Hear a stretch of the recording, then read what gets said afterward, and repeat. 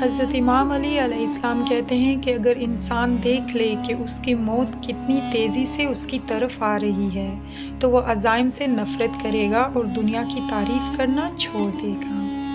یہ انتہائی اہمیت کا حامل ہے کہ انسان موت کو عزیز رکھے اور اسے اپنے قادر مطلق سے ملنے کا موقع سمجھے اور اس سے نفرت نہ کرے اور اسے برائی نہ سمجھے بلکہ اس سے سبق لے۔ اسے چاہیے کہ وہ اپنے گناہ کے لیے اللہ تعالیٰ سے معافی مانگے اور سرکش نفس کو قابو میں کرے۔ جب اس کے رب کی پکار آئے تو اسے کھلے دل سے اس کا استقبال کرنا چاہیے۔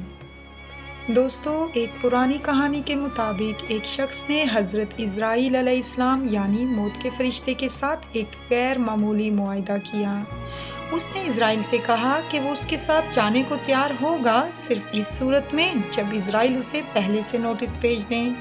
معاہدہ طے پا گیا۔ ہفتے مہینوں میں اور مہینے سالوں میں تبدیل ہو گئے۔ ایک سخت سرد رات جب وہ شخص زندگی میں اپنی کامیابی کے بارے میں سوچ کر اکیلا بیٹھا ہوا تھا، عزرائیل نے اس کے کندھے پر تھپکی دی۔ تم بہت جلد آ گئے ہو، اس شخص نے چیخ کر کہا۔ وہ شخص چلایا، تم نے کوئی پیغام نہیں بھیجا، میں نے تو سوچا تھا کہ ہمارا ایک معاہدہ ہوا ہے۔ عزرائیل علیہ السلام نے سرگوشی کی، اپنے بالوں کو تو نوٹس کرو۔ ایک بار یہ بھرے بھرے اور سیاہ تھے، اب اس میں چاندنی کی لکیریں ہیں۔ آئینے میں اپنے چہرے کا مشاہدہ کرو اور جھریاں تو دیکھو۔